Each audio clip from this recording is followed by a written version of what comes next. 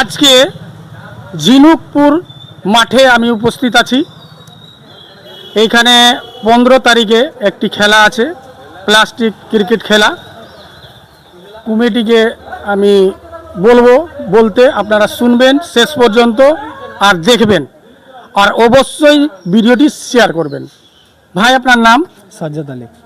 আচ্ছা, খেলাটা কবে থেকে কবে হবে? 15 তারিখ থেকে 16 তারিখ ফাইনাল। 16 তারিখে ফাইনাল। আর সকালে কয়টার দিকে স্টার্ট হবে? 7টা। না, সকালে না, রাত্রে নাইটে খেলা হবে। মানে 15 তারিখ দিন যায়, রাত্রে খেলা স্টার্ট হবে 8টার দিকে চালু হবে, গোটা রাত্রি খেলা হবে, সকালে রেজাল্ট হবে।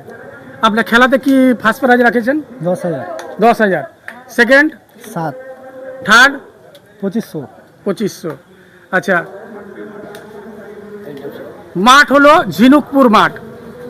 এই মাঠে অবশ্যই আপনারা 15 তারিখের দিন যায়, রাত্রে নাইটে খেলাটা হবে, অবশ্যই আপনারা আসবেন। ইন্টারভিউ কত? 1201 টাকা।